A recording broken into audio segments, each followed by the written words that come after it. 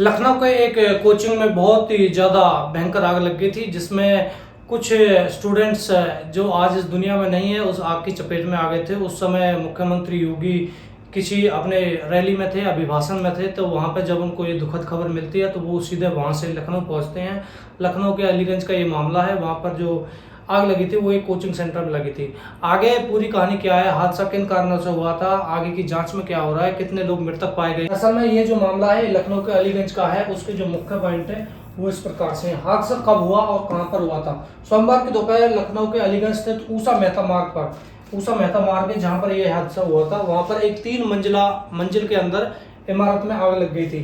इमारत में लाइब्रेरी थी, कोचिंग सेंटर था, एनिमेशन गेमिंग स्टूडियो थे और पेट शॉप और क्लिनिक संचालित हो रहे थे। इस जो बिल्डिंग थी उसमें ये सारी चीजें हो रही थी। अब आते हैं मृतक और घायलों की बात करते हैं। अगर मृतक और घायलों की मैं बात करूं तो शुरुआती रिपोर्टों के अनुसार 18 से 20 लोगों की मौत की आशंका थी। मृतकों में अधिकांश जो छात्र बताए जा रहे हैं। कई लोग गंभीर रूप से घायल हुए और अस्पताल में भर्ती कराए गए। आम लोगों को इस आग लगने की जो संभावित वजह है वो एक कर्मचारी के अनुसार बिजली के खंभे में शॉर्ट सर्किट से आग की शुरुआत हुई थी। दूसरी ओर कुछ लोगों ने नीचे लगे एसी में खराबी को भी इसका कारण बताया था। वास्तविक कारण की जो जांच के बाद ही स्पष्ट हो पाएगा। इसका जो आग लगने का मुख्य कारण है वो तो जांच के बाद ही बताया जाएगा। अंदर फंसे लोगों की स्थिति क्या थी, आपको बता दूं कि आग तेजी से फैलने के कारण छात्र और कर्मचारी अंदर फंस गए थे। कुछ छात्रों ने खुद को वॉशरूम के अंदर बंद कर लिया था ताकि वो आग की चपेट में ना आए, लेकिन स्थिति और भी ज्यादा खराब होती चली गई। कई लोग खिड़कियों से मदद के लिए चिल्लाते रहे। कुछ रिपोर्टों में छत का दरवाजा बंद होने की बात भी सामने आ रही है। खिड़कियों से कुछ लोग चिल्ला रहे थे और जो छत का दरवाजा था वो बंद था। अगर खुला रहता तो हो सकता है कि कई व्यक्तियों की जान बचाई जा सकती थी।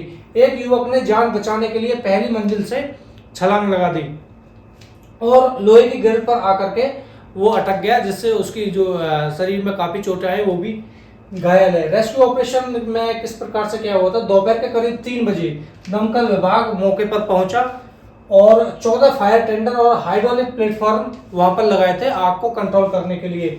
घना धुआं राहत कार्य में सबसे बड़ी बाधा बना। जब आग लगी तो बिल्डिंग में धुआं हो गया, कुछ दिखाई नहीं दे रहा था, जिससे जो फायर कर्मी थे उनको बचाव कार्य में मुश्किल आ रही थी। फायर कर्मियों ने बिल्डिंग की पिछली दीवार तोड़ करके अंदर प्रवेश किया गया था। बाद में एनडीआरएफ की टीम भी मौके पर पहुंची थी। कमरा और वॉशरूम की एक एक करके तलाशी ली गई। परिवारों की जो पीड़ा है वो बहुत ज्यादा है, क्योंकि 18 से 20 लोग आग की चपेट में आकर के उनकी जान चली गई है। परिवारों की जो पीड़ा है उसको शायद ही कोई समझ सकता है। कई परिजन बिल्डिंग के बाहर अपने बच्चों और रिश्तेदारों की तलाश में इंतजार कर रहे थे। एक पिता ने बताया कि बेटे का फोन आया था, पापा बचा लीजिए, यहाँ आग लग गई है, जिसके बाद उसका अपने बच्चे से संपर्क टूट गया। सरकार और प्रशासन की ओर से इस पे पूरे मामले पर तरह तरह की प्रक्रियाएं आ रही है। उप मुख्यमंत्री ब्रजेश पाठक ने उच्च स्तरीय जांच के आदेश की बात कही है। कोई भी हादसा होता है तो सबसे पहले जांच बैठाते हैं। देखो दिल्ली में हुआ था, बहुत सारे कोचिंग सेंटर ऐसे हैं जिसमें आग लगी है, लेकिन हर आग के बाद में सुरक्षा पैरामीटरों पर ध्यान नहीं दिया जाता है, बस जांच के आदेश दे दिए जाते हैं। मुख्यमंत्री योगी आदित्य ने भी राहत एवं बचाव कार्य में तेजी लाने के निर्देश दिए हैं। मुख्यमंत्री योगी आदित्यनाथ खुद वहां पर पहुंच चुके थे। प्रधानमंत्री नरेंद्र मोदी ने खुद व्यक्त किया है और मृतकों व घायलों के लिए आर्थिक सहायता की घोषणा की थी। फिर से मुआवजा दे दिया, लेकिन जो कमी है जिसके वजह से कोचिंग सेंटरों में बिल्डिंगों में आग लग जाती है उसको दूर करने का प्रयास नहीं किया। छोटी छोटी जगहों पर कोचिंग सेंटर चलाए जाते हैं, छोटी छोटी जगहों पर बिल्डिंगों में ऐसी जहाँ पर आग लगने की स्थिति में बाहर निकलने में मुश्किल हो जाती है, उन पे फायर सेफ्टी का ध्यान नहीं दिया जाता। बस आग लगती है, जांच के आदेश दिए जाते हैं, जो मर जाता है उसके परिवारों को एक राशि दे दी जाती है। अगले हादसे का फिर से इंतजार होता है।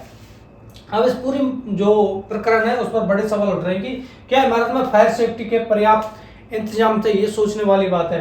क्या फायर अलार्म और अग्निशमन उपकरण ठीक तरीके से काम कर रहे थे, क्या इमरजेंसी एग्जिट उपलब्ध था या खुला नहीं था। इमरजेंसी में आग लगने की स्थिति में एक इमरजेंसी एग्जिट होता है जहां पे कोई भी आपातकालीन स्थिति आती है तो लोग वहां से निकल जाते हैं। अब सवाल आता है क्या वो समय पर खुला हुआ था या वो भी लॉक था, क्योंकि छत पे एक दरवाजा था जिससे छत पे लोग ना जाए, तो वो तो बंद था। आग लगने की स्थिति में ताला उसका भी नहीं तोड़ा गया, जिसकी वजह से लोग अगर ऊपर जाते तो हो सकता है बच सकते थे।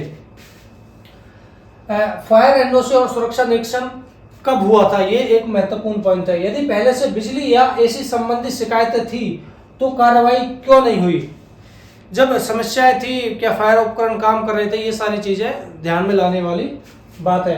अब इसका जो व्यापक मुद्दा है, रिपोर्ट में कहा गया कि यह सिर्फ एक दुर्घटना नहीं है बल्कि फायर सेफ्टी नियमों की अनदेखी का मामला हो सकता है। रिपोर्ट पहले आ जाती है जिसमें फायर सेफ्टी का ही जिक्र कर दिया गया।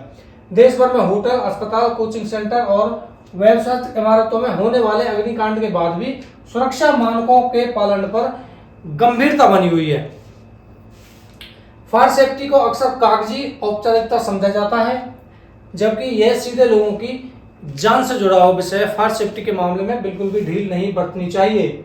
अब निष्कर्ष इस पूरी घटना का क्या है। 18 से 20 लोगों की जो लखनऊ अग्निकांड में मौत हुई है, उसका मुख्य जो निष्कर्ष है, अगर मैं बात करूं तो यह हादसा केवल एक आग की घटना नहीं है बल्कि फायर सेफ्टी की व्यवस्था, निगरानी तंत्र और नियमों के पालन पर गंभीर प्रश्न चिन्ह खड़ा करता है। जांच रिपोर्ट आने के बाद ही वास्तविक जिम्मेदारी पता लगेगी। बाकी आपका पूरा इस प्रकरण पर क्या विचार है, आप क्या सोचते हैं, कमेंट जरूर करो। वीडियो को हर किसी के साथ में शेयर कर दें कि कोचिंग सेंटर में जाने से पहले इस चीज़ का विशेष ध्यान रखें कि फायर सेफ्टी क्या है, इमरजेंसी में कैसे निकला जाएगा, इमरजेंसी की कोई स्थिति आती है तो उससे निपटने के क्या इंतजाम किया गया है। बाकी आपके जो भी विचार है कमेंट जरूर कर देना और वीडियो को शेयर करें।